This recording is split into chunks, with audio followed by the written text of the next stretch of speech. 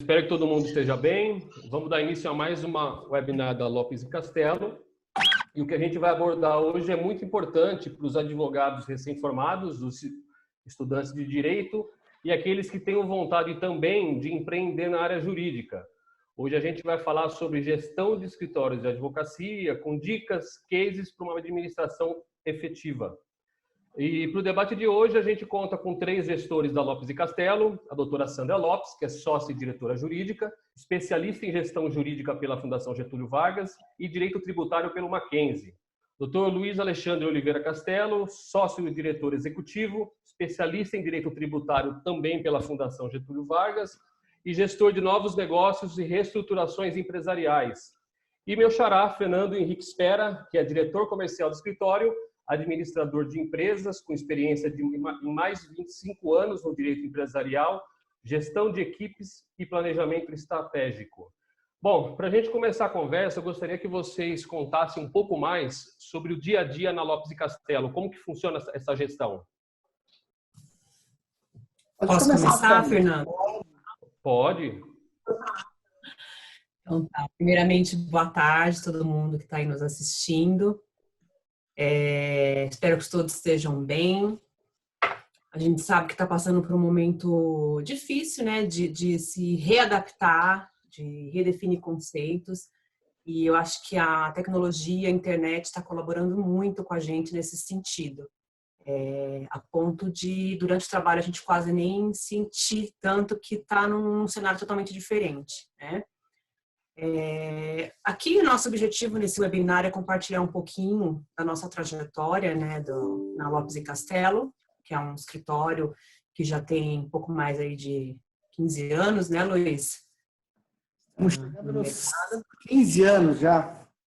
E aí? Rápido. E em relação a essa questão que o Fernando Zeferino fez, de como que é o dia a dia nessa gestão de escritório, uma coisa que eu acho que é primordial que eu posso dizer para quem quer ingressar, né, nesse ramo de gestão de escritório ou começar o próprio escritório, uma coisa é muito certa, de que a rotina não é simplesmente você conferir suas publicações e fazer os seus prazos. A gestão do escritório de advocacia vai muito além disso. Ela é muito ligada à função mesmo de um empresário. A gente precisa gerenciar o financeiro do escritório, precisa gerenciar colaboradores e funcionários, todos os nossos produtos, nossos trabalhos, gerenciar a imagem do escritório. E junto com tudo isso vem uma função muito burocrática do dia a dia, que às vezes você fica bem distante do jurídico em si, né? É lógico que os dois têm que caminhar junto, mas o gerir um escritório vai muito além mesmo, principalmente hoje em dia, de cumprir só os prazos, de fazer aquela rotina puramente jurídica, né? Luiz talvez possa falar um pouco mais também dessa parte. Na verdade, complementando o que você falou, o grande desafio, de fato, hoje você manter um escritório de advocacia no Brasil não é uma tarefa fácil. Nós sabemos que existem muitos advogados e nós estamos há 15 anos no mercado e, assim, atuando sempre com muito profissionalismo, muita ética. E esse é o ponto principal. Sempre que você trabalha dentro de um conceito voltado para a ética, para o negócio solidário, tudo tende a dar certo. De fato, o dia a dia de um escritório é uma tarefa difícil, você tem toda a parte de gestão do escritório, e, infelizmente, isso é um problema que muitos escritórios têm hoje em dia, essa parte de gestão, porque nós, como advogados, quando advogados, saímos da faculdade com aquele viés jurídico, né? Então, isso atrapalha um pouco. E montar um escritório de advocacia hoje não é uma tarefa muito simples. Então, seja nas questões relacionadas a toda a parte administrativa, a parte jurídica, a parte financeira, a parte comercial, que nós temos as questões da ética, da OAB. Então, é uma situação que o advogado ele tem que driblar um pouco todas essas questões e estudar muito essa parte de gestão, essa parte de administração, para que o seu escritório tenha êxito. A gente está 15 anos nessa toada e todo dia nós aprendemos um pouco lidar com pessoas, lidar com clientes, lidar com o mercado em si, né? E principalmente com um número grande de inovações tecnológicas que hoje nós estamos tendo, né, no direito. Tanto agora essa questão da pandemia, o escritório basicamente estava preparado para isso, mas não estávamos preparados agora. Não sei se vocês conseguirem entender. Então, nós tínhamos todas as ferramentas tecnológicas que nos amparavam a fazer o home office, que já era um desejo do escritório, mas fomos empurrados todos os outros escritórios, né, nessa situação agora. Ninguém estava preparado de fato, né? Então, esses são os percalços que nós temos na gestão, na administração do escritório. Ok? Inclusive, só Nós complementando tínhamos, aqui na verdade, toda a ferramenta. Pode falar, Fernando. Pode falar, Fernando. o que o Castelo acabou de falar, coincidentemente ou não, semanas antes nós tínhamos ido num curso e um dos temas do curso foi home office. E nós chegamos na segunda-feira, só fui eu e o Castelo, a Sandra não participou do curso, e o Castelo veio muito, dentre os temas, esse foi um, né, o home office, e o Castelo veio muito entusiasmado com isso. E nós fizemos uma reunião na segunda-feira justamente para tratar disso, e a próxima etapa seria implantar, não da forma como foi, né, que obrigatoriamente nós tivemos que fazer, mas é implantar apesar de nós já termos, mas implantar com mais larga essa possibilidade do home office, né? Então, é algo que, coincidentemente, a gente já tinha ouvido falar dentro de um escritório de advocacia, como trabalhar com home office. Como o Castelo também falou, nós estávamos com a tecnologia implantada, né? Isso já houve um investimento da Lopes Castelo muito grande no ano passado, também em relação a essa questão da tecnologia. Então, é importante para quem está assistindo saber que tecnologia é um ponto que é imprescindível hoje, não só para o escritório de advocacia, mas para qualquer tipo de empresa. E voltando na pergunta, na questão que o Fernando falou no início, eu acho que a rotina do escritório é muito importante hoje o planejamento. Então, dentro da rotina, existem as reuniões quase que semanais em relação a planejamento. O escritório, obrigatoriamente, ele tem que estar à frente de tudo que está acontecendo, né? Para que os clientes sejam bem informados. E, para isso, precisa de planejamento. E, então, respondendo à questão da rotina, eu acho que as reuniões com planejamento, elas são imprescindíveis dentro da rotina do escritório. Legal. Mas alguém tem alguma coisa a acrescentar? Não, só complementando o que Não? o Castelo falou aí do home office, era uma coisa que nós já tínhamos no escritório, alguns profissionais já trabalhavam, não todos os dias, mas alguns dias, né, da semana em home office, mas assim, 10% do escritório. Com a pandemia, com o coronavírus, a gente teve que, de um dia para o outro, 100% do escritório está em home office. Então, acho que a dificuldade não foi nem em relação à tecnologia, foi em relação a mudar conceitos, né? A mudar o psicológico dos profissionais e tentar transmitir para eles que, independente de estar ou não fisicamente, se nós estamos com o mesmo objetivo, a gente consegue dar continuidade ao trabalho. Legal.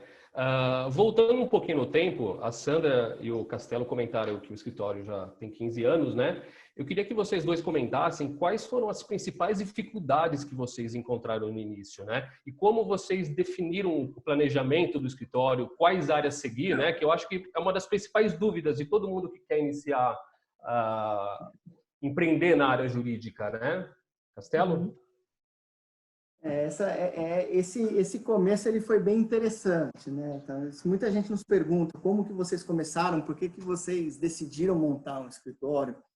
E nós começamos, na verdade, com uma sala que tinha 40 metros quadrados, né, Sandra?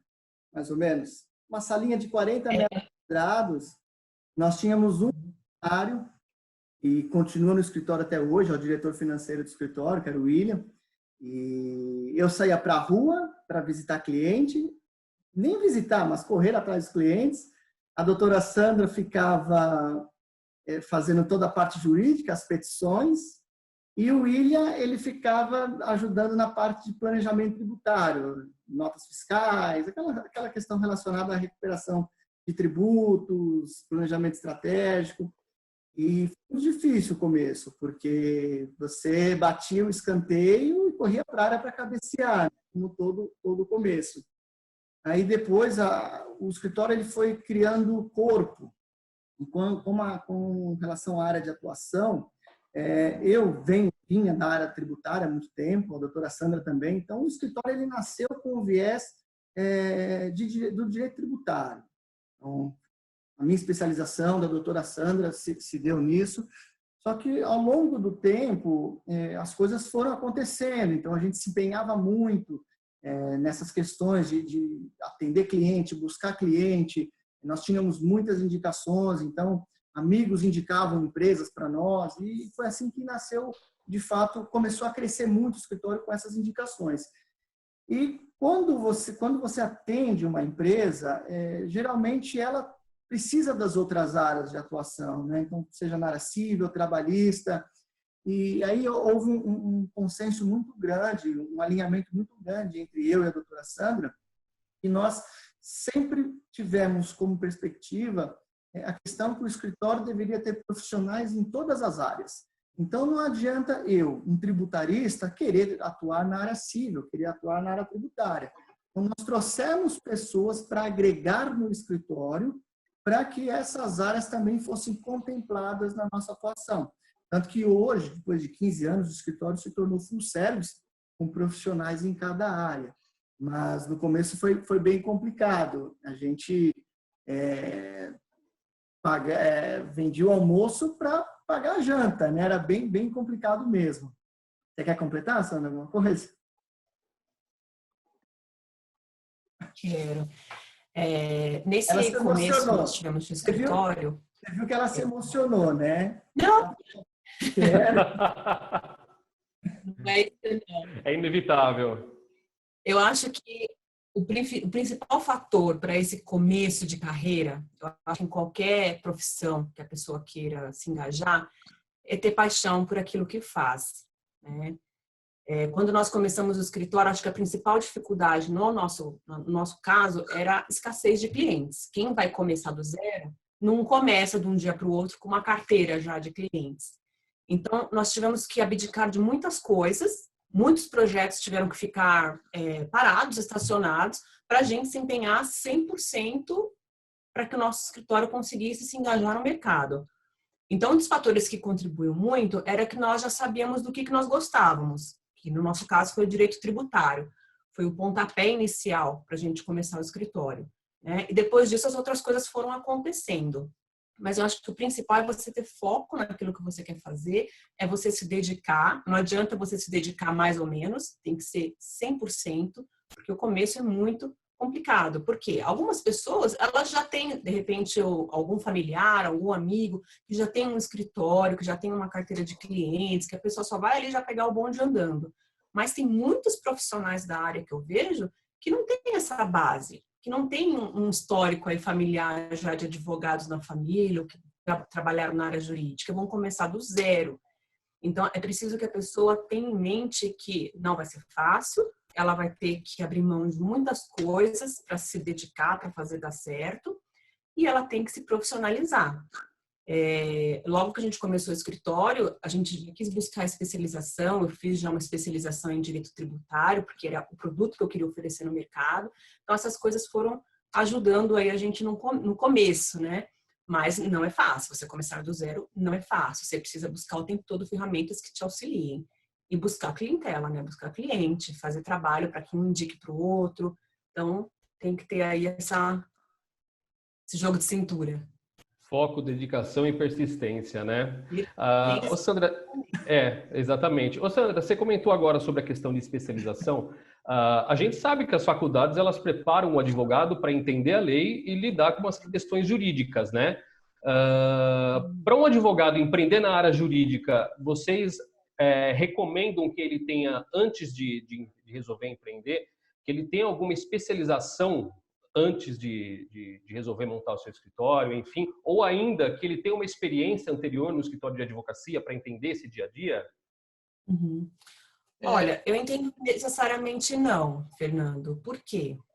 O nosso caso, por exemplo, quando eu comecei, eu tinha acabado de sair da faculdade. As faculdades, como um todo, a maioria, pelo menos, elas dão para os alunos apenas um conhecimento básico teórico.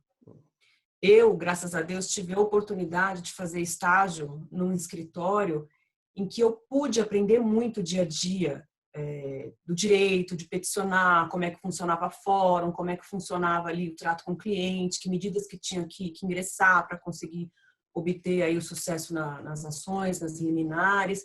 Eu acho que é importante, mais do que se especializar antes de começar um escritório, é você aproveitar muito o estágio que você faz de direito.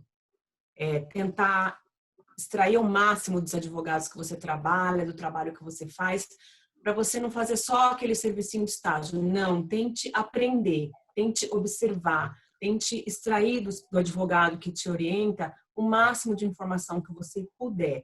Foi isso que me deu a maior base para começar a advogar sozinha.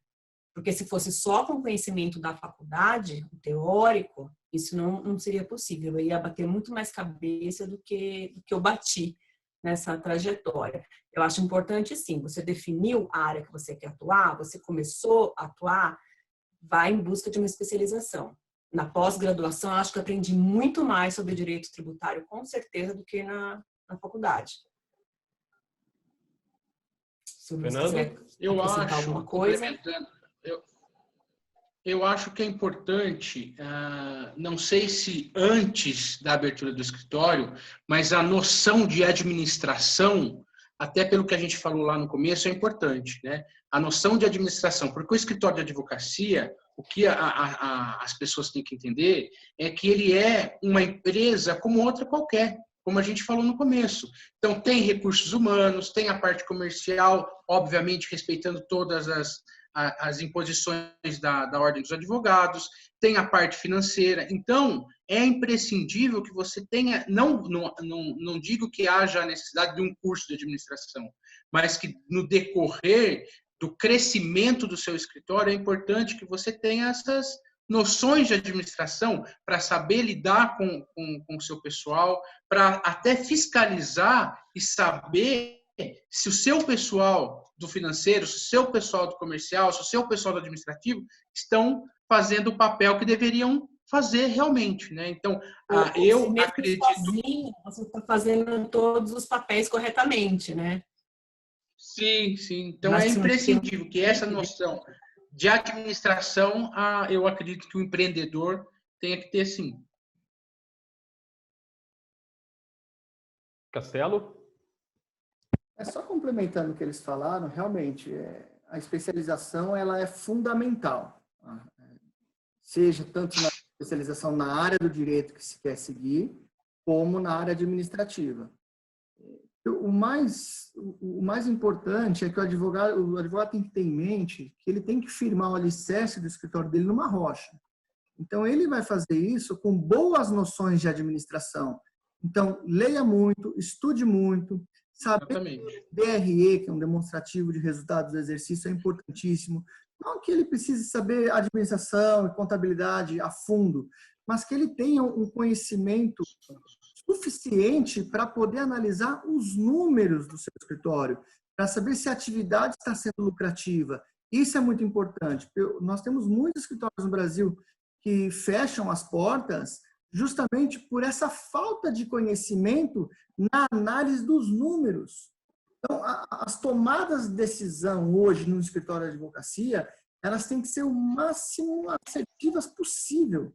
Então, por isso que esses conceitos básicos de administração, contabilidade, é muito importante para levar o escritório adiante, entendeu? O Fernando, ele é administrador de empresa, ele sabe bem como funciona isso, ele é um dos heads do escritório hoje, nos auxilia muito em todas essas questões.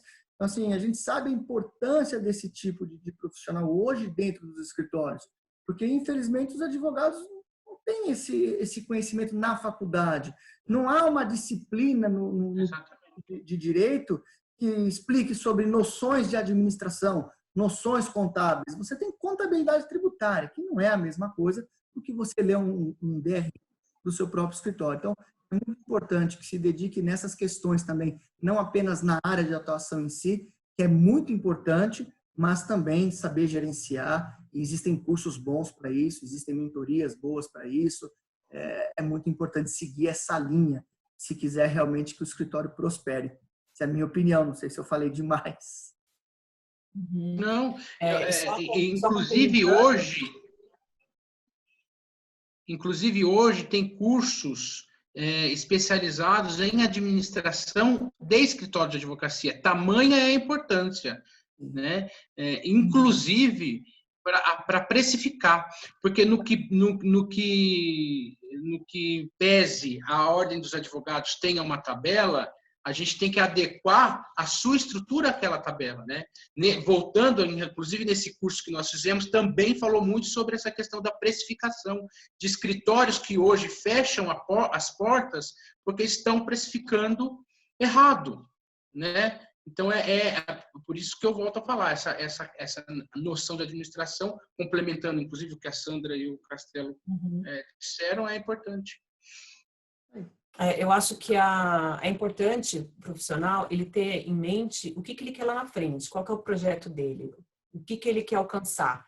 Então, a partir disso, ele se organizar para que ele alcance esse objetivo. Acho que a organização é a base de qualquer negócio. Não adianta você ir fazendo tudo de qualquer jeito, querendo fazer tudo ao mesmo tempo, sem uma organização. Você precisa se organizar, você precisa ter um programa mínimo para você acompanhar as publicações, por exemplo, lançar seus processos e ir se organizando à medida que o seu escritório for crescendo. Não adianta crescer para depois querer se organizar.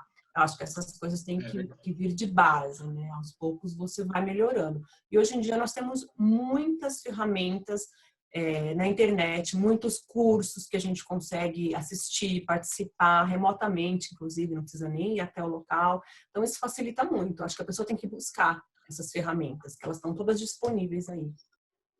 Não, legal. Sandra, no início você comentou sobre o foco e planejamento e agora você falou sobre organização também. Resumindo isso, quais são as principais virtudes que devem ter os advogados que optam por empreender na área jurídica, além dessas? Tem mais alguma? Virtudes? Eu acho que é mais ou menos aquilo que eu estava falando agora. Ele precisa saber onde ele quer chegar. Ele tem que definir, para ele começar, ele tem que definir uma área que ele vai atuar. E isso ele faz já durante a faculdade de Direito, já durante a graduação. Ou ele, durante o estágio, experimenta um pouco de tudo para ver o que ele gosta, ou ele vai por exclusão. Se você não consegue definir o que você quer fazer, comece excluindo aquilo que você tem certeza que você não quer. Porque se você for trabalhar só para ganhar o dinheiro, sem amor nenhum naquilo que você faz, em algum momento aquilo vai travar. Ou você vai começar a ser um profissional ruim, né? Ou vai ser infeliz naquilo que você faz. Não vai ser sucesso.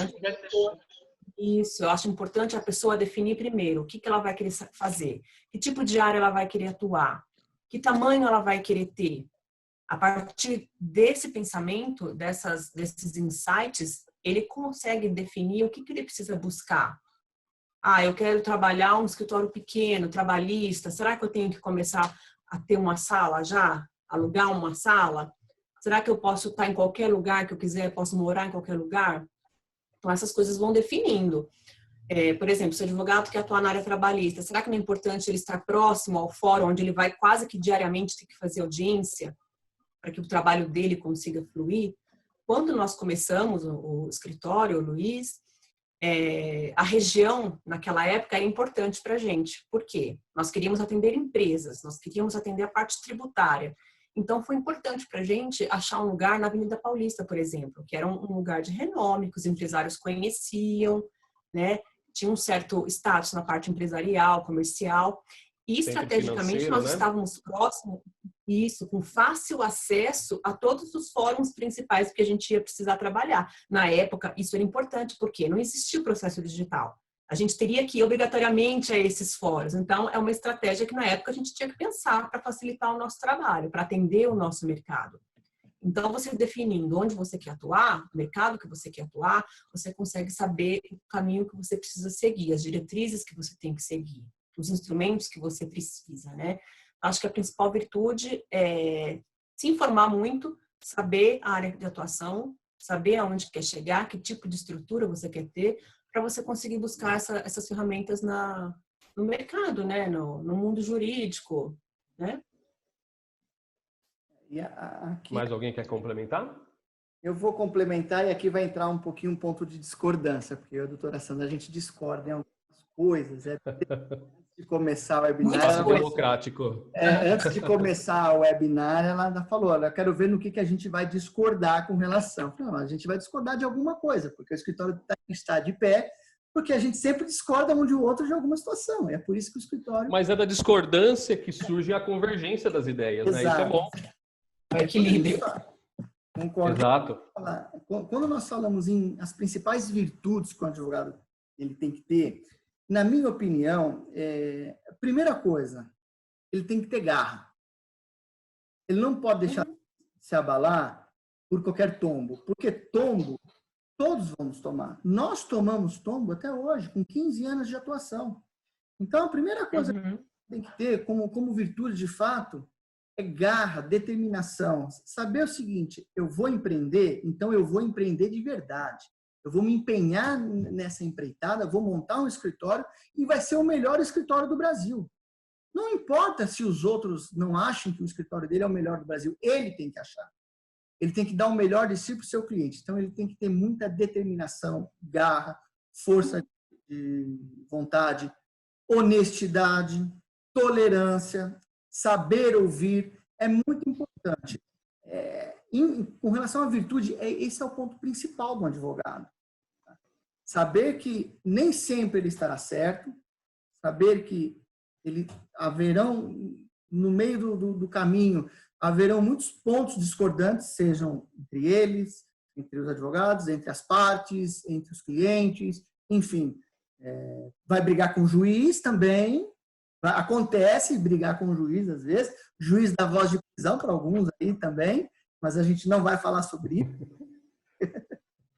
Mas outro webinar. Na verdade, você não está discordando, não. A única coisa que agrega aí é unir a vontade com o planejamento, saber onde você quer chegar. Porque quem não sabe onde quer chegar, qualquer lugar é destino, né? Exatamente. Qualquer lugar tá bom, né? Qualquer caminho, qualquer estrada tá bom.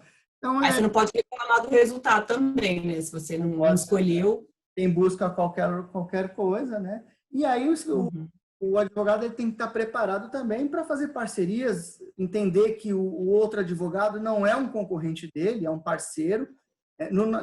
Nessa questão que a gente faz muito de mentoria com advogados que querem montar escritório, um dos principais pontos que o pessoal fala para nós, mas você vai ensinar um advogado a montar um escritório de advocacia, mas você não está criando um concorrente para você?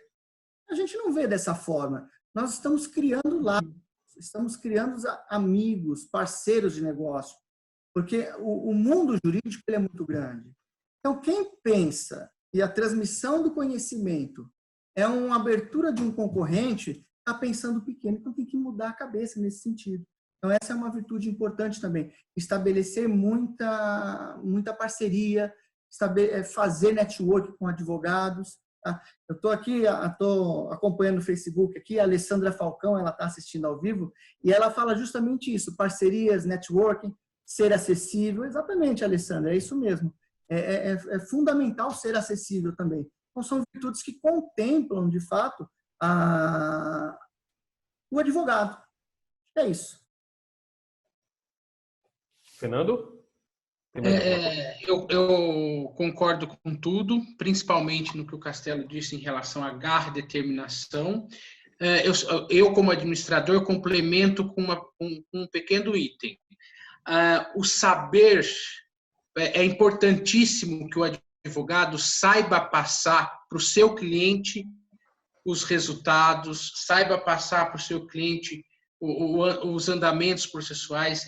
Hoje a gente vê muito por aí a grande reclamação dos clientes de outros escritórios, no sentido de que se passa alguma coisa e o cara não entende, porque o cara não é advogado, né? Então, eu acho importantíssimo o advogado hoje ter uma linguagem onde o cliente dele entenda. Lá no escritório, a gente toma muito cuidado com isso, né, Sandra? Nos relatórios, nos pareceres. Então, eu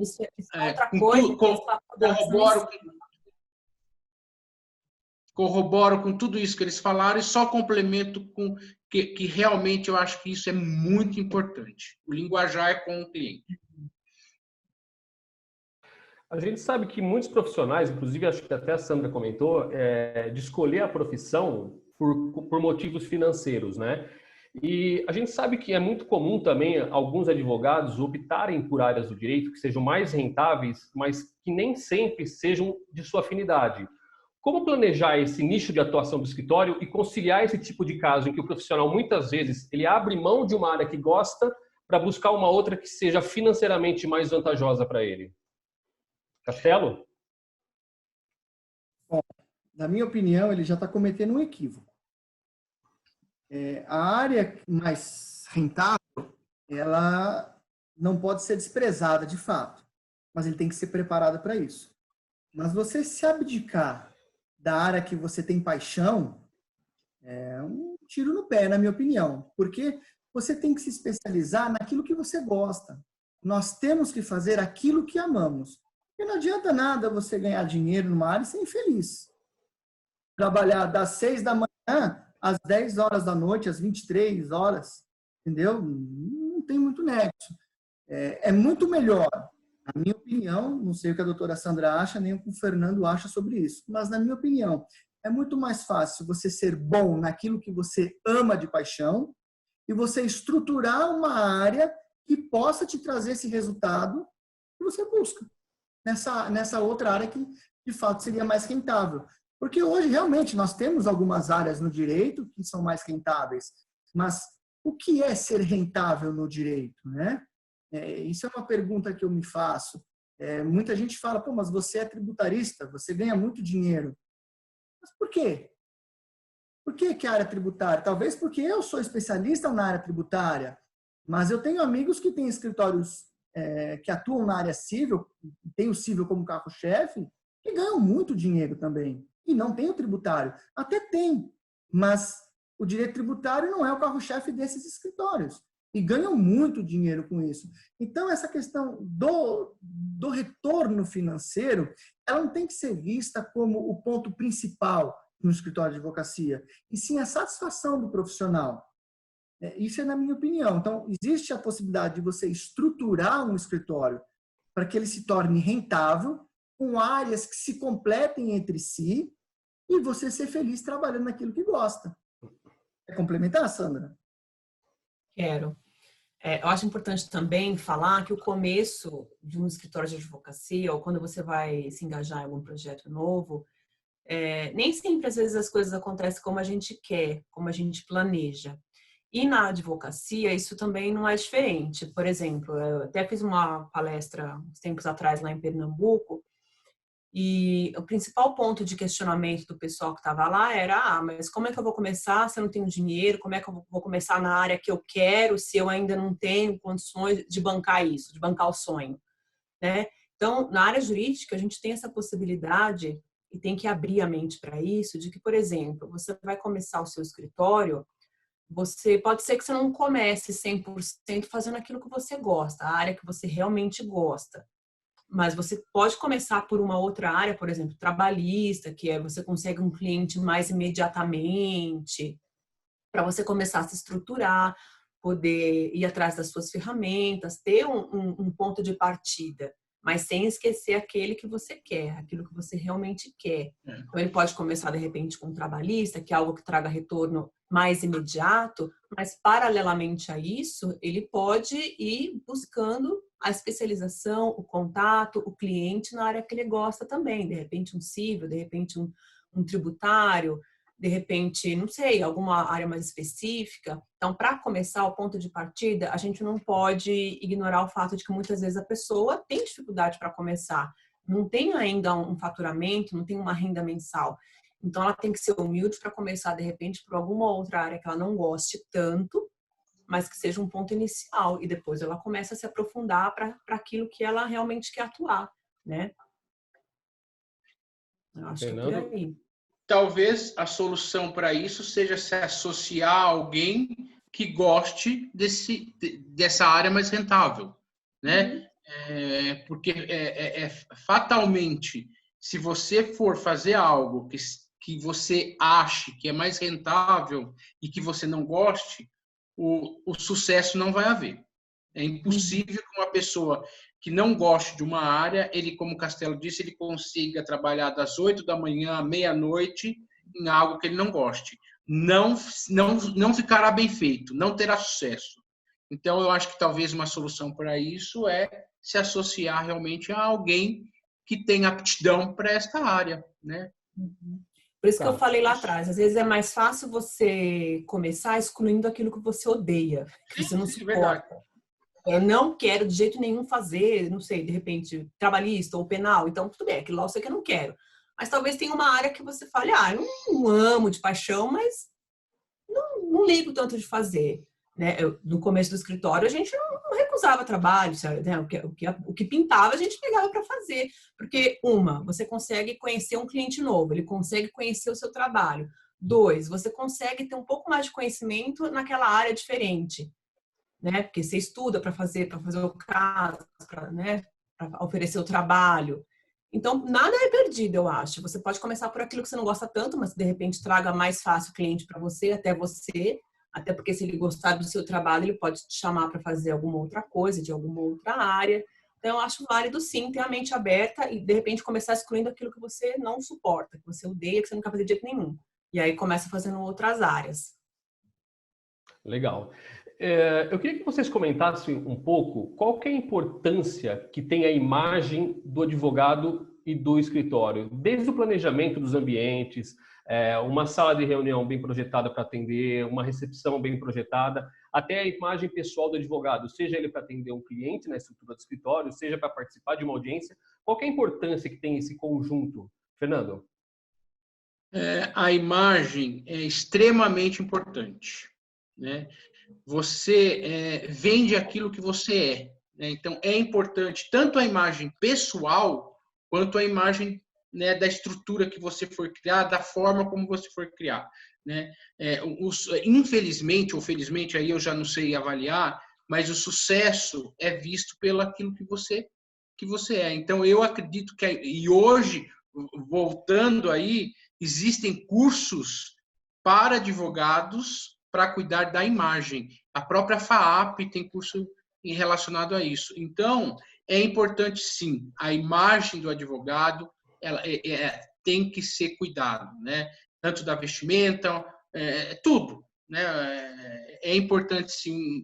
E uma estrutura para atender o cliente também é importante. Né? Obviamente que no começo talvez você não tenha aquela estrutura ideal, mas hoje também existem sistemas de escritórios aí virtuais, onde você paga para uma sala de reunião para atender um cliente, você paga a parte. Então, assim, é importante. A imagem, no meu ponto de vista, essa é uma discussão que a gente tem bastante lá, eu, a Sandra e o Castelo, e realmente a imagem é importante, o conforto. Travou um pouquinho, Fernando. Vamos lá, Sandra, dando continuidade na resposta. Complementando o que o Fernando falou, na advocacia, o dress code ele é muito importante, sim. Você precisa ter uma certa formalidade na sua apresentação, na sua vestimenta, no seu linguajar. E isso está atrelado à carreira, não tem como fugir disso. Não adianta um advogado falar, eu sou um bom advogado, vou atender de bermuda e chinelo que vai dar tudo certo. Não, se você está começando uma carreira, se você quer dar certo nessa carreira, você tem que dar o seu melhor. E num primeiro momento, quando você vai fazer uma reunião com um possível cliente, um cliente em potencial, né? Ou vai numa audiência, aquela pessoa, se ela não te conhece ainda, ela não sabe o nível de conhecimento que você tem, se você é realmente bom ou não naquilo que você faz. Então, a primeira impressão é o que vai valer naquele momento. E ainda mais quando a gente fala em advocacia, a gente sabe que tem 50 advogados a cada esquina.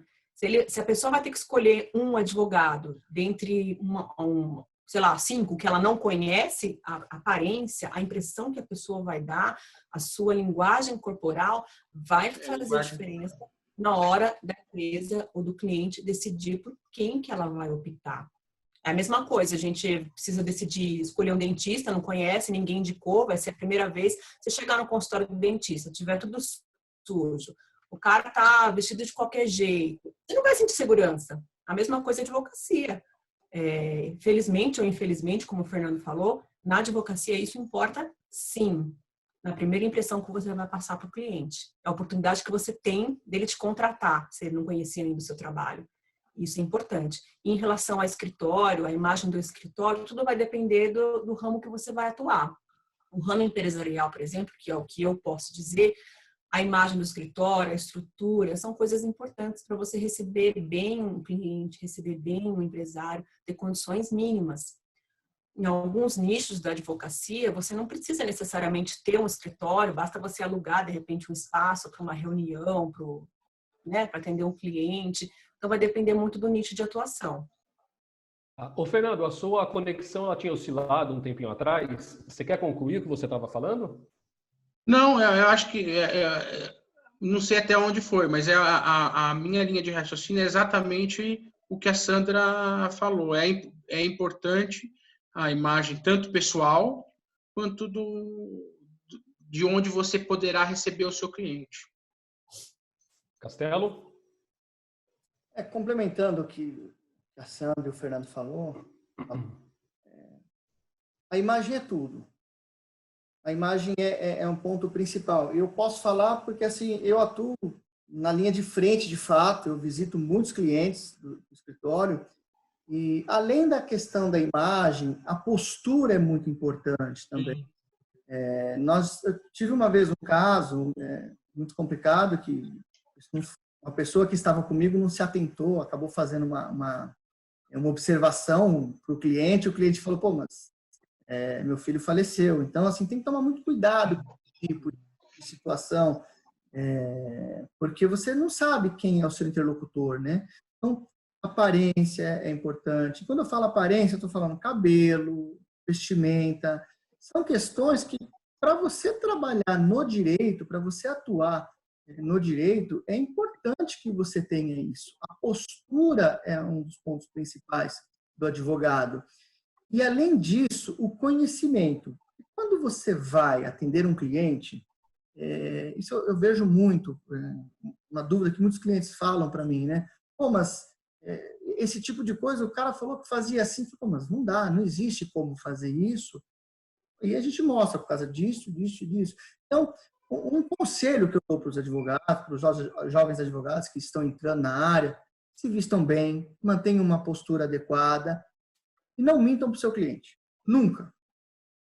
Porque, além do dress code, é muito importante você ser transparente, manter uma postura ética. Se você não sabe responder aquela pergunta, a empresa que você visitou, o cliente que você está conversando, ele vai ficar muito mais contente se você falar para ele, olha, isso eu não conheço, eu vou analisar e te passo a resposta depois, do que você inventar qualquer abobrinha e depois ele descobrir que não tem nada a ver aquilo.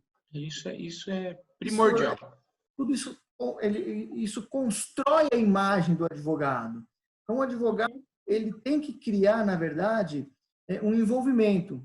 Ele tem que criar autoridade. E essa autoridade se cria justamente com isso. Com uma boa aparência, uma boa fluência, sabendo explicar corretamente todas as questões que lhe foram confiadas. Então, é mais ou menos isso, complementando só o que eles falaram. Ah, legal. É importante a preparação antes de você falar com o cliente ou ir falar com o juiz. Isso inclui a vestimenta, obviamente, e aqui a gente não está falando de, eu preciso ter uma roupa cara. Não precisa ter uma roupa cara, precisa ter uma roupa condizente com a profissão, organizada, limpa, passada pelo menos, né? Para ir lá se apresentar adequadamente. E além da questão visual, é você se preparar. Se você vai ir lá conversar com um possível cliente, tente estudar o cliente que você vai visitar, tente estudar, tentar saber sobre o que ele vai falar para você, pesquisar jurisprudência nova, para você não chegar numa reunião, chegar numa audiência e ficar só ouvindo, ficar quieto, não ter o que falar e não ser uma reunião produtiva, né? Então, prepare-se a aparência, mas prepare-se também em termos de conteúdo, né? Para você saber o que falar. Não, legal. Só abrindo um parênteses nessa questão ainda, a questão de oratória, como vocês classificam a importância dela? Para o advogado é 100%, eu acho, viu, Fernando? Porque, assim, tem muitos advogados, principalmente os que estão começando, que ainda não têm essa oratória. Mas eu sei que existem cursos que podem aperfeiçoar essa fala do advogado, né? Principalmente em audiências, para defender as suas teses, né? Sim. Muitas vezes o advogado ele se prepara tecnicamente, mas ele não consegue, às vezes, expressar todo o conhecimento que ele tem, ou se expressa muito mal. Isso é importante para o advogado, seja para conversar com o cliente, seja para conversar com o advogado da parte contrária, ou para fazer uma audiência, uma sustentação oral. Então, ele precisa praticar isso. E existem vários cursos no mercado hoje que te ajudam nesse desenvolvimento, né? Então, o falar bem, falar corretamente é importante para o advogado, porque ele trabalha com escrita. Se ele mostrar que não sabe fazer isso, ou mostrar com deficiência, a pessoa já perde a confiança no que ele está falando, né? Eu acho importante, sim. Legal. É a ferramenta do advogado, né? A oratória. A Alessandra Falcão fala aqui realmente, né? Uma boa oratória. E, com certeza, uma boa oratória, você compreender aquilo que está sendo perguntado e responder aquilo que lhe foi perguntado. E muitas vezes o advogado ele não entende o que o seu cliente fala e fica supondo. Então, se tiver dúvida, pergunta de novo, esclareça tudo. Então, a oratória, a escrita, o bom português, isso é fundamental para qualquer profissional, mas para o profissional do direito é principal. Na minha opinião, uma boa oratória e uma boa escrita é para todo brasileiro. Mas para mais ainda. Nós já tivemos, agora compartilhando uma situação prática, nós já tivemos no escritório uma situação que foi até peculiar. Nós tínhamos um cliente, uma empresa, e tínhamos os profissionais, né, que às vezes a gente encaminha até a empresa para solucionar dúvidas, fazer reunião. E nós tínhamos 2 profissionais. Os 2 eram muito bons profissionais. E o cliente reclamou: essa pessoa eu não gostei que me atendeu, porque não parece que ela veio para brigar com o advogado da parte contrária. Não parece que ela veio dona do conhecimento. Comigo, eu pensei, não é possível. Essa profissional, ela tem muito conhecimento, ela sabe fazer uma petição como ninguém. Mas, para o cliente, ele não estava vendo aquilo, ele estava vendo a postura dela frente ao advogado da parte contrária, frente a alguma situação de negociação. Então, por mais que ela fosse boa tecnicamente, a apresentação da pessoa estava falhando e o cliente não quis. Inclusive, ele queria que um outro advogado atendesse, que nem era tão especialista na área, mas tinha uma postura diferente, de uma apresentação diferente. Então, essa questão da apresentação, da postura, da imagem, acho que está muito atrelado, sim, ao sucesso da advocacia. Legal. Quer complementar com alguma coisa, Fernando? Não, é exatamente isso que eles falaram. O advogado ele tem que se impor, né? Ele tem que falar com firmeza, ele tem que ter certeza daquilo que ele está falando. Exatamente isso. Legal. A gente sabe também que o planejamento e a ação, eles são fundamentais para traçar as metas do escritório, né? Nesse sentido, quais são as dicas que vocês dão para que essa etapa do planejamento ela seja o mais assertivo possível? Sandra? O planejamento, eu acho que é muito importante para tudo, até para a nossa vida pessoal. A gente precisa ter em mente o que a gente quer atingir. E isso não é se comparando aos outros, porque às vezes o que é um bom planejamento para mim, o que significa sucesso para mim é diferente para outra pessoa. Para algumas pessoas o sucesso é eu trabalhar menos, descansar mais. para essa pessoa, tudo bem ele querer isso, né? Mas para outros, não. Não, sucesso para mim é o ganhar dinheiro. Então, a pessoa sabendo onde ela quer chegar, como a gente já falou aqui, é o ponto de partida para ela se planejar. E uma coisa muito importante e que eu aprendi muito durante esses anos todos de escritório é que não adianta você planejar, fazer um planejamento aí o mais bonito possível, bonitinho, com cronograma, com organograma, e engavetar aquilo. O planejamento, eu acho que ele está ligado muito ao colocar em prática, ele tem que ter consistência. Você precisa planejar coisas que são possíveis de você alcançar no dia a dia do trabalho. Então, não adianta eu fazer um planejamento maravilhoso, em 1º de janeiro, E não implantar.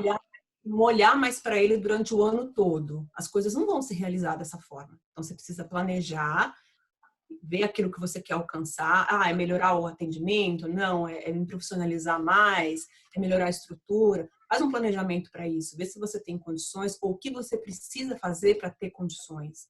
E ir colocando isso em prática no dia a dia, né? Realmente, o planejamento ele tem que ser realizado, né? Então, todo planejamento que toda empresa faz, como no começo eu falei, as reuniões, né, semanais em relação ao planejamento, e o planejamento ele deve ser implantado e ele deve ser confeccionado de acordo com a realidade, né, que está acontecendo no mundo. Por exemplo, agora, né? Então, nós temos que fazer um planejamento para enfrentar a crise que nós estamos enfrentando, né? Então, o planejamento ele tem que ser feito sim, tem que ser colocado em prática e tem que ser feito de acordo com a nossa realidade, com a realidade do contexto, né? Do que está acontecendo no mundo, no país, enfim. Uhum. Eu acho importante também a pessoa não fazer um planejamento apenas anual. Eu acho importante ela fazer pequenos planejamentos para o trabalho. Então, por exemplo, quando eu planejo meu dia seguinte, eu consigo me organizar melhor, eu consigo usar melhor o meu tempo. Quando chega sexta-feira, eu planejo a minha próxima semana, também as coisas fluem melhor. Se acontecerem imprevistos, eu tenho o meu tempo mais dentro do controle, do que eu posso ou não priorizar naquele momento. Metas a curto, médio e longo prazo, né? Exato. Eu acho que o planejamento tem que ser diário. E eu já vi, inclusive, uma pesquisa que quando a pessoa planeja, ela coloca no papel aquilo que ela precisa fazer e depois ela vai dando o ok nas tarefas, aquilo gera um efeito de satisfação para a pessoa. A pessoa consegue ver o progresso. Libera endorfina, né? Exatamente.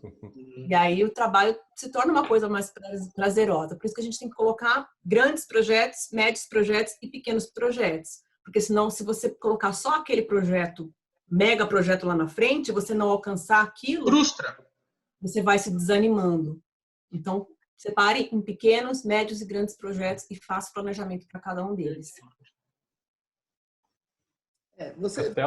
Você tem 2 tipos de planejamento quando você fala em planejamento no escritório de advocacia. E aí eu falo com propriedade porque a gente acaba desenvolvendo isso e eu tenho bastante afinidade com esse tipo de coisa. Então, você tem um planejamento do escritório, que é um planejamento que você faz, ou você faz ele anual ou a cada 2 anos, que são as perspectivas de crescimento do escritório, áreas de atuação, desenvolvimento de novos negócios. E você tem o planejamento pessoal do advogado, que é justamente esse que a doutora Sandra acabou de mencionar. Os 2 planejamentos são muito importantes.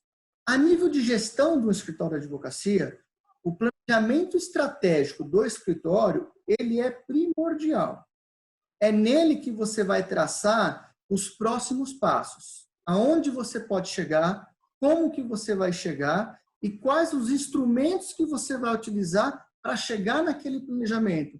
Existem até algumas ferramentas administrativas que muitos advogados não conhecem, não têm familiaridade, e nós utilizamos com muita frequência, que é o Business Model Canvas. Tá? É uma ferramenta de negócio administrativo. Então, ali você traça todo um plano estratégico. Quando você cria um novo negócio, é obrigatório você utilizar o Canvas como ferramenta administrativa de business case. Então, é muito fundamental que essa ferramenta faça parte desse planejamento. Então, quando você traça uma meta, é isso que a doutora Sandra falou, não adianta você engavetar. Então, se você falou, olha, daqui 2 anos a gente vai chegar em tal patamar, qual o caminho que vai ser percorrido? No primeiro trimestre vamos ter que fazer isso, isso, isso. E veja, não estou falando em relação ao faturamento, tá? É projeção do escritório, seja a projeção na mídia, seja a carteira de clientes, seja novas áreas de atuação, seja inteligência operacional dentro do escritório, otimização de recursos. Então, são todas essas questões para que você possa, numa crise como essa da Covid, você ter um plano de mitigação de eventuais riscos. Então, isso é importante. Por mais que tenha acontecido todo esse problema, o escritório ele teve um plano de mitigação, que é um plano que veio montado dentro de um planejamento estratégico. Onde a gente prevê, nesse planejamento estratégico, o melhor e o pior cenário. E aqui a gente vai andando. Se for para o pior cenário, a gente já tem um plano de mitigação pronto. É isso que tem que ser feito. Então, quando a gente fala em planejamento, na minha opinião, são essas duas pontas. O planejamento como gestão integral da banca e o planejamento diário de cada profissional. Que aí também cabe ao escritório, um escritório que tem muitos advogados, cabe ao escritório também fornecer essas ferramentas para que o advogado possa se planejar. Porque não adianta nada você cobrar um planejamento de um advogado e você não dar para ele uma ferramenta de controle de prazos. Ele vai ter que fazer aonde? No Excel? Uma hora ele vai perder o prazo. E ainda incluir nessa questão desse planejamento seguro de responsabilidade civil. É muito importante também que todo planejamento de um escritório de advocacia contenha isso. Porque um seguro de responsabilidade civil, ele não protege o escritório. Ele protege o seu cliente, o cliente do escritório. Então, quando você tem isso, você está mostrando para o seu cliente que você não está preocupado em receber apenas os honorários dele. Você está mostrando para o seu cliente que você está preocupado com o problema dele. E que se alguma coisa acontecer, esse risco está mitigado. Então, esse é o planejamento correto e estruturado do escritório, tá? Legal. O papel do advogado ele mudou muito no decorrer dos anos, né? Isso eu tenho percebido também, né? Mais de uma década convivendo na área jurídica, eu percebi que antes o advogado ele era muito visto, requisitado, mais na hora de apagar o incêndio de uma empresa, vamos dizer assim. Se bem que voltou agora com essa questão da pandemia também, né? Essa característica, né? Mas o que eu percebo é que de alguns anos para cá, o profissional tem atuado também como uma espécie de deal maker nas empresas. Ou seja, ele tem uma participação estratégica na condução dos negócios. Eu queria que vocês comentassem um pouco mais sobre essa mudança e a necessidade do profissional se adaptar a essa realidade da profissão. Castelo? E isso, na verdade, essa mudança de cultura, ela vem ocorrendo já há uns 3, 4 anos, até mais. O advogado que se limitar a fazer o feijão com arroz, ele vai sair do mercado. E isso é muito notório no nosso dia a dia, porque o advogado hoje, ele deixou de ser aquele operador do direito, fazedor de peça, peticionar isso, aquilo, para ser, na verdade, um parceiro da empresa. Uma pessoa que vai auxiliar na tomada de decisão de determinado cliente, seja pessoa física ou pessoa jurídica, independente do assunto que esteja sendo tratado, o advogado que não tiver uma visão estratégica de negócio, ele vai ficar de fora. E, além disso, nós temos agora o advento da advocacia 4.0, está batendo na nossa porta. Medidas de aperfeiçoamento, inteligência artificial no direito. Muita gente fala, pô, mas o advogado vai acabar? Não, não vai acabar. Ainda vai precisar do raciocínio jurídico do advogado. O que vai acabar, de fato, é aquele advogado que não sai da caixinha. É aquele advogado que costuma fazer uma petição, distribui. Faz uma petição, distribui. Aquele que não tiver um pensamento estratégico de negócio, que não fizer nada para se aperfeiçoar, esse provavelmente vai ter muito problema. E não é que ele sairá do mercado, ele não vai sair do mercado, porque sempre vai ter trabalho. O que vai acontecer é que os melhores clientes não ficarão com ele. Então, é isso que ele tem que buscar, esse aperfeiçoamento. Entendeu? Quer completar, Sandra? E a gente entra mais na questão jurídica dela, né? Eu acho que isso mudou muito mesmo. Antigamente, a pessoa só pensava em contratar um advogado quando já tinha dado merda, né? Ou quando ele era realmente obrigado a contratar um advogado. Hoje em dia, não. Até a gente sente isso, essa mudança não só nos colegas, né, do mundo jurídico, como nos clientes. Muitas empresas, elas já são taxativas e falam: eu não quero contratar um advogado que só sirva para apagar incêndio. Eu quero um advogado que ele seja preventivo, que ele me oriente para eu não ter uma ação trabalhista, para não se transformar num problema, num prejuízo, ou que ele me oriente para eu fechar um contrato da melhor forma possível, para que isso não vire uma briga judicial depois. Ninguém mais quer contar com a justiça. No Brasil, infelizmente, essa é a realidade, porque nós não temos segurança na justiça, os processos demoram demais. Para vocês terem ideia, essa questão de pandemia, de Covid, olha, vai ter processo daqui 30 anos ainda sobre o dia de hoje, sobre esse momento que nós estamos vivendo.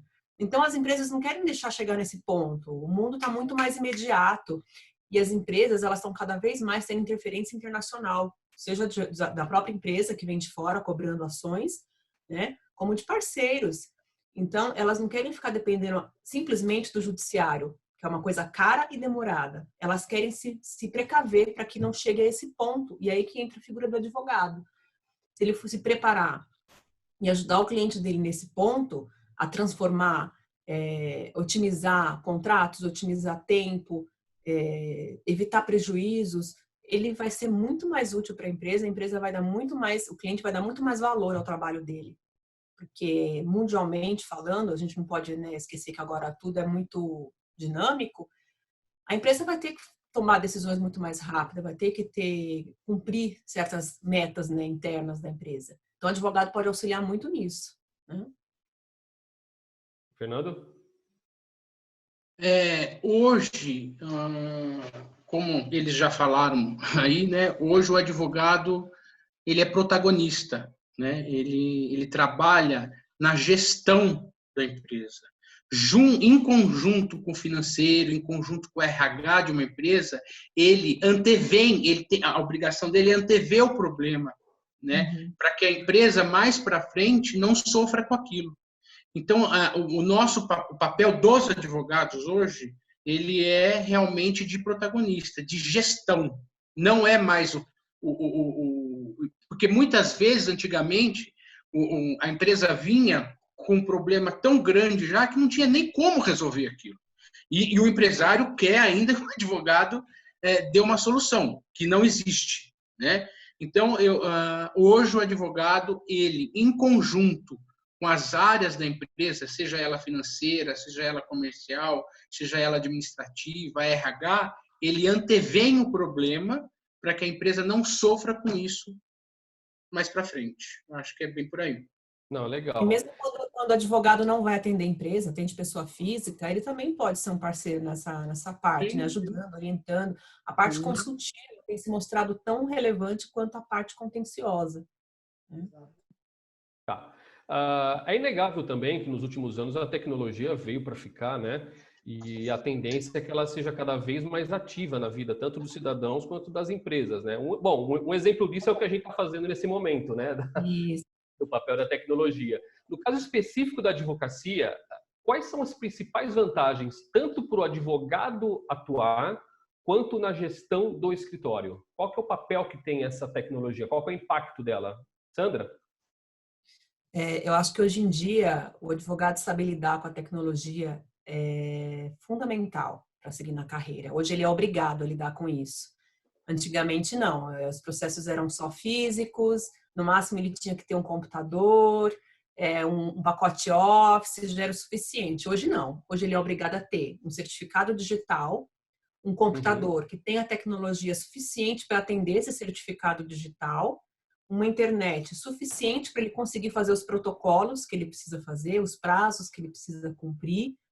E, além dessa parte contenciosa, jurídica, que é praticamente, eu acho que 99% hoje em dia ela é através da internet, é digital, ele também tem que ter a tecnologia para mostrar se mostrar no mercado, né? Hoje em dia as mídias sociais é muito importante, tanto para compartilhar como para absorver informação. Então ele tem que estar conectado a isso. A informação praticamente é transmitida para a gente a todo momento usando a internet. Então acho que a tecnologia, mais do que nunca agora, vai ser de fundamental importância. Muitos clientes, muitas pessoas conseguiram verificar hoje em dia que é totalmente possível fazer uma reunião com a gente sem precisar se deslocar ou sem precisar gastar dinheiro para ir até o fórum. Ontem mesmo eu despachei com um desembargador por telefone. Se fosse antigamente, eu teria que ir lá, marcar horário, ficar esperando a boa vontade. Não, foi tudo muito rápido. Eu conversei com o assistente dele pelo WhatsApp. Atrás, né? Exato. Marquei pelo WhatsApp, liga para ele tal horário. Liguei, conversei, consegui resolver. Então, a tecnologia, mais do que nunca, ela vai ser de extrema importância. Já estava sendo com a digitalização dos processos, mas agora acho que vai ser fundamental. Internet e bons equipamentos. Os próprios sistemas de gestão processual, gestão comercial, eles estão mudando muito a visão do advogado, estão otimizando muito o trabalho, né? Então, hoje você já utiliza muitos robôs dentro desses sistemas processuais para poder identificar como será aquela demanda. Então, você imagina uma situação hoje que a gente já vivencia, na verdade, a causa é submetida ao escritório, então ali você apura-se o que é aquele problema e já o robô já faz todas as jurisprudências de todos os tribunais do país e a gente consegue verificar, na verdade, qual a probabilidade de êxito daquela ação judicial. Então, a informática, a advocacia 4.0, como todo mundo fala, ela vai revolucionar o mercado jurídico, ela vai revolucionar os escritórios de advocacia. Uma pena aquele escritório que não conseguir se adequar a isso. Porque o que você fazia antes, em um dia, você vai otimizar para 3, 4 horas, até menos. Vai depender muito da lead que for confiada ao advogado, a apreciação do advogado.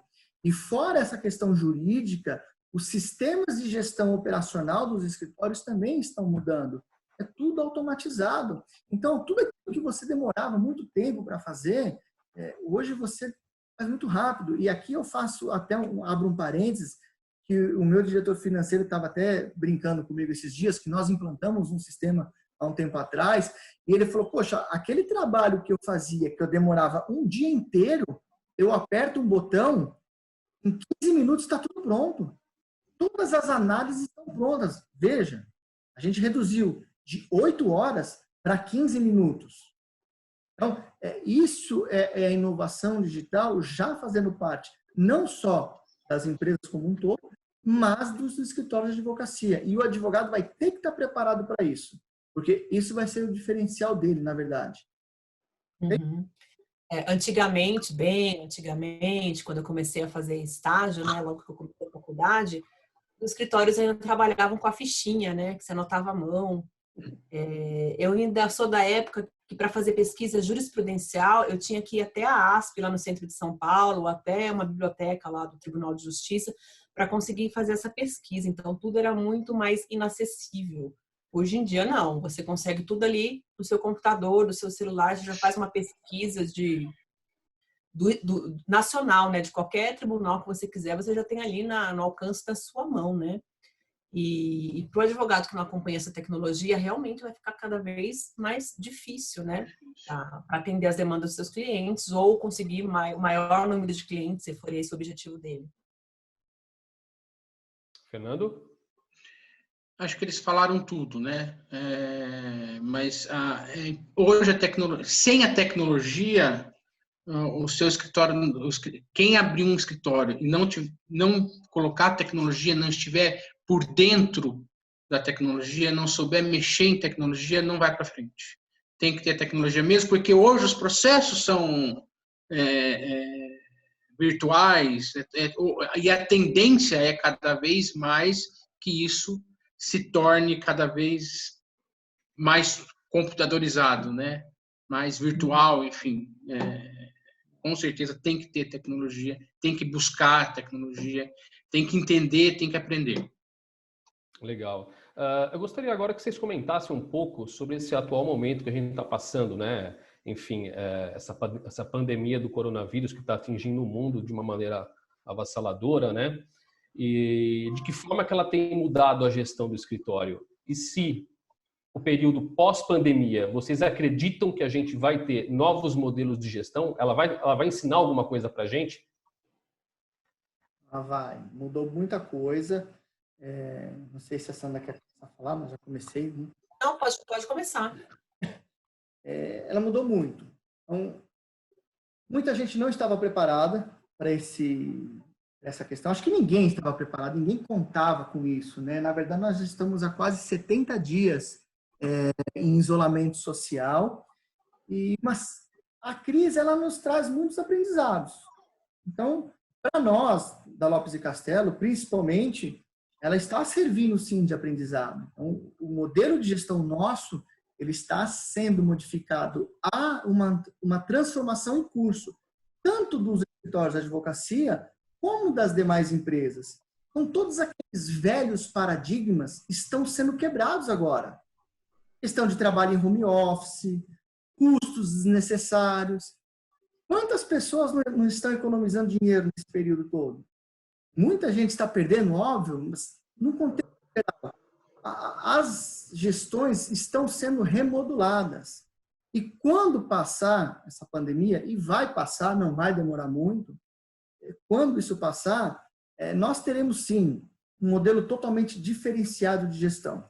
Nós temos aqueles que ainda vão relutar contra essa inovação e temos aqueles que já vão surfar em cima desses acontecimentos. Então, é uma questão, por exemplo, muitas empresas, muitos escritórios, e não é diferente com a Lopes e Castello, nós já estávamos pensando em nos preparar para a cultura do home office. Isso faria uma redução de custo grande para o escritório, eu não precisaria de uma sala tão grande, nós temos hoje quase 500 metros quadrados na Avenida Paulista, então a gente poderia reduzir aí para uns 350, 400 metros. O que essa pandemia fez? Antecipou uma tomada de decisão que iria acontecer em 2021 ou talvez em 2022, a gente não sabe. Isso estava em estudo técnico ainda para ver como que nós íamos fazer. Então, nós já mudamos toda a forma de gestão nesse sentido. A partir de agora, no escritório, nós não vamos mais ter os computadores, nós teremos só notebook. Então, a compra de equipamentos daqui para frente se darão apenas sobre notebook. Por quê? Já aguardando, de fato, essa retomada aqui desse novo modelo de gestão. E aí entra um ponto de atenção, que não tem muito a ver com a gestão, mas tem também, que e as empresas? Como que os escritórios estão se preparando para atuar para as empresas na pós-pandemia? Porque o escritório ele tem que pensar como ele vai atuar na questão dele, de gestão dele, mas ele está preparado para a enxurrada de trabalho que vai vir pós-pandemia? As equipes estão preparadas? As ferramentas que os escritórios possuem hoje, elas estão aptas a isso? Estão sendo criadas medidas alternativas para mitigar o risco, não dos escritórios, mas dos seus clientes? Então, isso é um ponto que a gestão dos escritórios tem que fazer agora. Para você ter uma ideia, Fernando, nós já criamos todo um plano de reestruturação empresarial para todos os nossos clientes. Então, no período pós-pandemia, inclusive esse trabalho está sendo lançado, deve ser lançado entre hoje e amanhã já para os nossos clientes. Todas as empresas já vão ter um plano de mitigação de risco. A gente já vai apresentar. Os escritórios estão fazendo isso? É você ficar perto do seu cliente agora, no momento que ele mais precisa, entendeu? Então, essa gestão, ela tem que trazer isso. Não só o aspecto interno do escritório, que é muito importante, mas ela tem que já se preparar para ajudar na gestão do seu cliente. Então, é isso que os escritórios têm que ficar muito atentos agora. Quer complementar, Fernando ou Sandra? Eu acho que todos nós estamos passando por um processo de reinicialização. Então, a gente vai ter que se reconfigurar para esse novo cenário, né? E o que eu acho que não só a advocacia, como nossos clientes, as empresas, têm percebido é aquela famosa piadinha, né? Que a reunião poderia ter sido um e-mail, né? Não precisa fazer um evento para conversar. Funcionou perfeitamente, fazendo reunião online, fazendo videoconferência, fazendo ligações. E tudo conseguiu funcionar e fluir. Então, assim, acho que tinham muitas pessoas que até hoje eram muito resistentes a essas tecnologias. Gostavam do cara a cara, né, de sentar lá, tomar um café, lógico. Isso ainda vai ser importante em algumas situações, em alguns casos, mas eu acho que muito menos a partir de agora. Eu acho que os clientes perceberam que nós estamos muito mais acessíveis agora do que antes, né? Que talvez algumas coisas estejam até sendo atendidas mais rapidamente do que antes. Por quê? Eu não preciso gastar 1 hora no trânsito, eu não preciso gastar tempo com um monte de coisa que eu gastava antes de trabalhar 100% home office. Então, acho que a efetividade é muito melhor e a gente tem que aproveitar e aprender a usar isso agora nesse momento de crise. Porque eu acho que o futuro vai ser exatamente isso que a gente está vivendo. Eu vi uma notícia do Tribunal de Justiça de São Paulo que eles já estão pensando em estabelecer agora de forma definitiva o teletrabalho. Eles tiveram uma redução de 50% dos gastos do tribunal. E ao contrário da redução dos gastos, eles tiveram um aumento na efetividade dos processos. Então, a meta que eles controlam lá dobrou de processos que tiveram andamento. E isso com o pessoal trabalhando em casa. Então, Nós, não sei se você está ciente, mas nós já temos de clientes nossos audiências trabalhistas para a semana que vem que vão ser feitas por Skype. Então, é a nova era, né? É a nova era. Isso veio trazer a nova era. Quem não tinha uma certa resistência a isso, vai ter, acabou, né? O home office vai acontecer, inevitavelmente. As reuniões por Skype vão acontecer, as decisões por Skype vão acontecer, e isso vai ser inevitável. E a gente vai ter que ter aí uma gerência participativa, né? Uma gerência participativa até para acompanhar de perto tudo que está acontecendo com o pessoal. Acho que é bem por aí mesmo. De forma geral, tudo isso só contribui. O ar está menos poluído, não tem tanto trânsito. Eu acho que tudo contribui. Acho que o ser humano tem que se tocar, que o futuro está aí, a gente tem que se reinventar, né? Essas questões, só complementando o que eles falaram, que eu acho importante, no aspecto jurídico operacional do trabalho, vai fluir perfeitamente. Agora, no tete-a-tete com o cliente, isso vai continuar, porque é impagável você sentar na frente do seu cliente e ficar ali 30 minutos batendo papo sobre nada a ver sobre os problemas dele, nada que ele tenha do problema que ele te passou, nada do trabalho, falando sobre futebol, tomando café, falando sobre pescaria, falando sobre eventos, isso. Futebol. Essa proximidade, esse networking, ele tem que continuar, porque isso traz uma proximidade, o cliente, o consultor, o escritório. Esse elo de ligação, ele vai continuar. Talvez com menos intensidade, mas vai continuar. E eu, particularmente, espero que continue de fato, porque um dos meus maiores prazeres à frente do escritório de advocacia é poder visitar o meu cliente, tomar um café com ele, bater um papo sobre nada a ver, nada de trabalho, entendeu? Isso, para nós da consultoria, é impagável. Essa relação pessoal, você apertar na mão da pessoa, olhar no olho, perguntar, e aí, você está tudo bem? Quer conversar sobre o quê? Isso não tem como deixar de acontecer. Desculpa te cortar, mas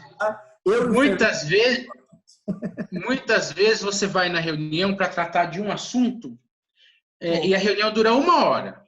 55 minutos é assunto O futebol. É aleatório. Os 5 minutos últimos é que você trata e resolve. Isso acontece com frequência, né, Castelo? Os assuntos mais questionados, mais perguntados para nós. Corinthians. É bom não falar muito de Corinthians nesse momento, não. Mas é um assunto muito questionado. A audiência vai cair. Não tá no roteiro, né, Fernando? Não, mas é um assunto. Roteiro. Não tá no script, nosso time não tá legal. Vamos falar do Mundial do Palmeiras. O pessoal fala muito. Corinthians, economia e por aí vai. Então, não, mas é verdade isso daí mesmo, a questão do futebol, porque parou tudo com esse momento, né? E até complementando o que você falou, essa questão de sair para encontrar o cliente, né? Fazer essas reuniões pessoais, ela vai acabar sendo importante até para a nossa sanidade, né? Porque a gente está tendo um teste aí de 60 dias, 70, trancados, né? Se não é a tecnologia com Netflix, com música, filmes, a gente ia passar maus bocados aí. Olha, mas você sabe que eu estou trabalhando tanto que eu não estou tendo tempo de nada disso. Não paro de trabalhar mais aqui. Eu tô... A gente trabalha mais de casa que no escritório, Precisa de uma vacina logo para eu não trabalhar tanto, porque eu não aguento mais. Trabalha muito. Tem aqui a Renata, ela está no Facebook, ela tá comentando aqui que empresas estão pensando nesse sentido. Salas somente para reuniões. O Nelson, ele está perguntando, Nelson Marques, ele está perguntando, mesmo sem vacina, a gente acha que vai ter essa relação de contato? E a Alessandra Falcão, ela está dando 3 gargalhadas aqui, kkkk, acredito que seja por causa do Corinthians, né? Bom, a gente está indo para o final da nossa webinar. Castelo, tem mais alguma pergunta aí? Algum apontamento? Alguma coisa que ficou fora da pauta que vocês acham importante a gente colocar? Não, a gente só está... A intenção de fazer esse webinar, na verdade, foi para tentar passar para os jovens advogados, ou os advogados que querem montar um escritório de advocacia, que é fundamental, é possível.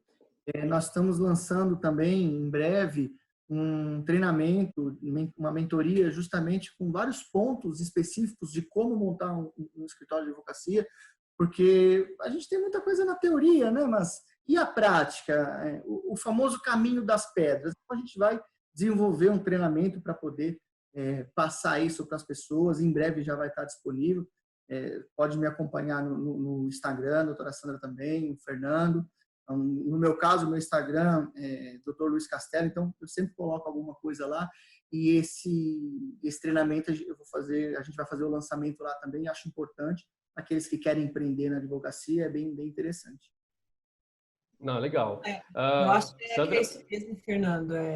Nosso objetivo aqui era mais compartilhar, trazer uma luz no fim do túnel para o pessoal que vai começar nessa carreira agora, que quer começar um escritório. E uma mensagem que eu gostaria de deixar para esse pessoal, para essa galera que está começando, é que não existe assim o impossível, né? Você não precisa já começar com patrocínio de ninguém, já ter dinheiro para começar. Não. O nosso exemplo prático de como nós começamos é totalmente o oposto disso. Nós não tínhamos ninguém para nos apadrinhar, né, na carreira jurídica, não tínhamos muito dinheiro para começar, mas a gente se jogou aí.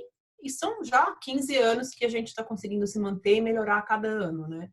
Eu acho que as pessoas, elas não podem se desanimar na frente do primeiro obstáculo. Não podem se desanimar porque não tem dinheiro para ter a melhor sala do mundo, no melhor lugar, no melhor endereço. Elas têm que ter um ponto de partida. E eu acho que o ponto de partida do advogado é gostar do que faz, né? Ele ter amor por aquilo que ele faz e ele se engajar, não ficar estacionado no tempo, vendo a vida passar. É se atualizar a todo minuto, né? Só vou legal. fazer um adendo aqui. A doutora Sandra falou que nós não tínhamos muito dinheiro no começo. Nós não tínhamos nenhum dinheiro. Essa nenhum. A gente começou devendo, né? Nós não tínhamos dinheiro. Então, assim, não é que nós não tínhamos muito, nós não tínhamos nada, na verdade. Então, quando foi montado o escritório... Pequeno detalhe, né? Um pequeno detalhe, né? Eu acho que nós ficamos durante um bom tempo aí penando, viu? Porque até você conseguir estruturar algo, não é do dia para a noite. E ainda sem apoio, sem patrocínio, vamos dizer assim. É a cara e a coragem, né? É a cara e a coragem. Então, assim, não foi muito fácil.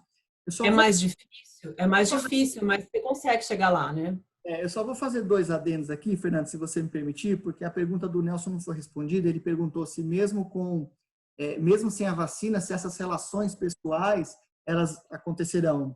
Então, Nelson, eu vou dar minha opinião. Eu acredito que sim, com as devidas precauções, então, o gel, uso de máscara, mas também penso da seguinte maneira: quando tiver, na verdade, uma terapia, um remédio que faça efeito, e acredito que isso venha de uma maneira próxima, uma realidade próxima, eu acredito que tudo voltará ao normal.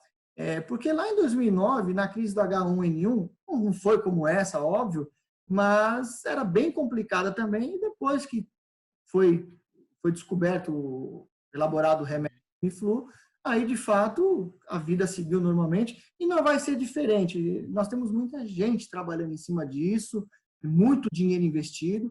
Vão achar cura para outras doenças, porque o que estão gastando de dinheiro nessa Covid é um absurdo. Então, tenho certeza que vai voltar ao normal, sim. Fernando? O que eu queria deixar de mensagem para o pessoal é o seguinte, que tem que ter garra, determinação, muita determinação, saber o que quer, né?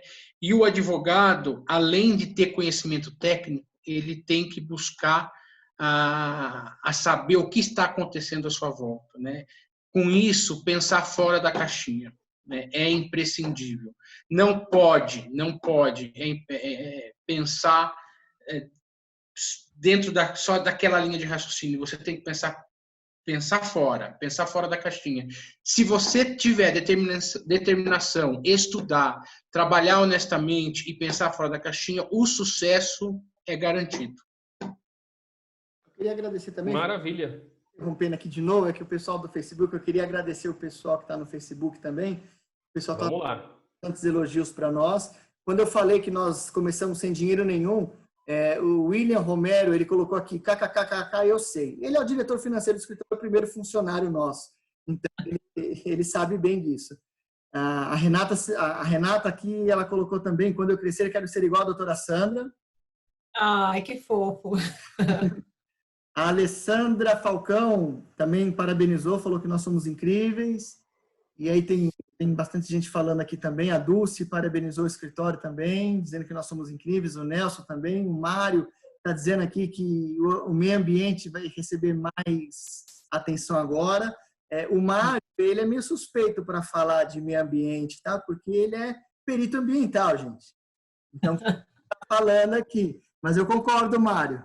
O Marião, ele é de São José dos Campos, um parceiro muito forte nosso, junto com o Nelson, que também está dando os parabéns para nós aqui, tá bom? Maravilha.